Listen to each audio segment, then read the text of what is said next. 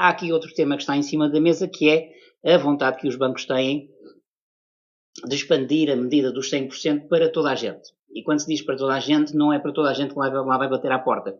As pessoas, já com a garantia do Estado, me perguntavam: Bruno, mas eu não tenho dinheiro para dar de entrada, recebo o salário mínimo, posso ter garantia do Estado para comprar casa? Não.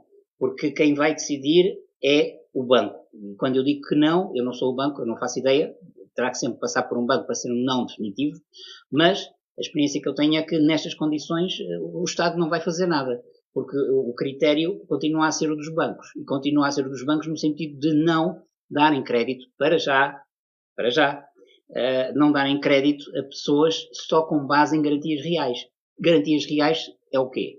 É o imóvel que está a ser financiado e sobre o qual o banco detém uma reserva no caso de ter financiado o imóvel. Os bancos hoje em dia já não querem só ter essa reserva. E é por isso que, de alguma forma, há aqui um reforço, na minha perspectiva, de que o mercado não vai dar o estouro, porque a verdade é que também desde o subprime houve uma mudança a nível europeu e uma maior concertação a nível da banca na Europa, Portugal, obviamente, inclusive, que de alguma forma fizeram com que o crédito a 100% lá está desaparecesse, e pelo facto de ter desaparecido passou a haver obrigação de as pessoas, quando compram casa, terem que colocar capitais próprios. E quando se coloca capitais próprios, implica que há aqui, na perspectiva do banco, uma análise que é feita, que é: esta pessoa tem dinheiro, e se tiver esse dinheiro derivado de rendimentos, são pessoas que de alguma forma têm a capacidade para, no longo prazo, porque temos que nos lembrar sempre da perspectiva do banco, a perspectiva do banco é: eu vou ter uma relação com essas pessoas, que não as conheço de lado nenhum e vou ter que acreditar nelas. É óbvio que há aqui uma componente de risco, mas o banco diz assim: eu vou ter que acreditar nestas pessoas que nos próximos 40 anos me vão pagar o dinheiro que eu vou emprestar e que não vão deixar de o pagar. Porque os bancos não lidam bem, a nível das regras bancárias e a nível das suas contas em particular, não lidam bem com incumprimentos. E como não lidam bem com incumprimentos, querem sempre antecipar o cenário e evitando logo à partida dar crédito a quem eles não consideram que tem capacidade. Portanto, mesmo que os bancos venham no futuro a dar 100% de crédito, as regras vão continuar a ser apertadas, em termos de LTVs, em termos de taxa de risco, em termos das variáveis todas que atualmente já estão a ser praticadas. Aquilo que poderá acontecer é haver perante clientes que estão ali no meio, os bancos darem, com base numa garantia real, que será a casa, darem um acréscimo dos tais 10 ou 15% extra que eventualmente as pessoas possam não ter. Agora, se isso é bom para quem compra, porque não implica que a pessoa não tem que ter esse valor de parte. Por outro lado, nós sabemos que foi esse funcionamento do crédito a 100% que, de alguma forma, fez com que a banca rebentasse. Não foi só em Portugal, mas foi um pouco no mundo inteiro, porque nos Estados Unidos essa regra já terminou. Portanto, assim que entrou o Donald Trump como presidente, a parte bancária foi totalmente liberalizada e, portanto, deixou de haver tanta restrição como havia desde o subprime, que era uma restrição muito semelhante àquela que nós continuamos a ter a nível da União Europeia e, consequentemente, Portugal.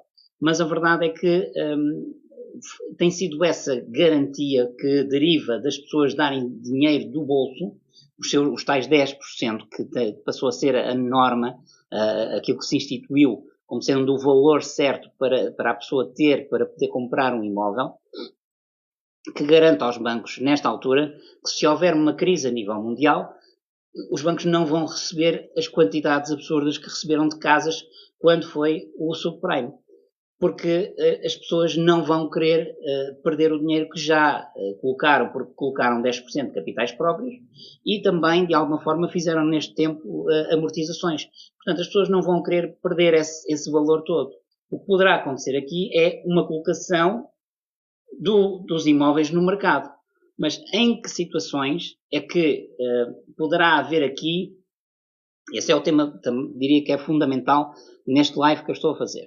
o que é que poderá fazer com que os bancos recebam quantidades grandes de imóveis, ou que o mercado, creio que será mais isso que poderá acontecer, em caso de crise mundial, que o mercado poderá receber em grandes quantidades novos imóveis que ficam no mercado, que derivarão de alguma crise a nível mundial, que o Banco Central Europeu, de alguma forma, tem vindo a alertar. Cuidado, porque nós temos aqui, e esta é uma notícia desta semana, que passou, final de novembro, em que o BCE dizia que temia um rally às bolsas europeias, um rally tóxico, e alerta para vulnerabilidades elevadas na zona euro. Isto depois também temos, a nível mundial, temos a Bitcoin, que há 2 meses estava acima dos 100 mil dólares, atualmente está abaixo dos 80 mil dólares. Isto tudo tem impacto ao nível da confiança. Confiança. A economia é baseada em confiança. E quando começa a haver desconfiança, ou as pessoas começam a não acreditar, que é também que está a acontecer a nível europeu, os níveis de confiança na economia e no bem-estar da economia estão a ser reduzidos, as pessoas têm cada vez mais certezas do que dúvidas de que vai haver algum tipo de acerto, mas a verdade é que a banca a nível europeu, de uma forma geral, e o BCE continua a fazer stress tests para antecipar cenários em que há crise a nível mundial, e qual é que será a reação dos bancos, e aquilo que acontece, e é a resposta que tem tido, é que a banca continua positiva, continua a dar boas respostas, mesmo numa situação em que haja uma crise a nível mundial. Agora, nós sabemos que uma coisa é a teoria, é um exercício, outra coisa é a prática. E nós sabemos também que a economia está toda interligada.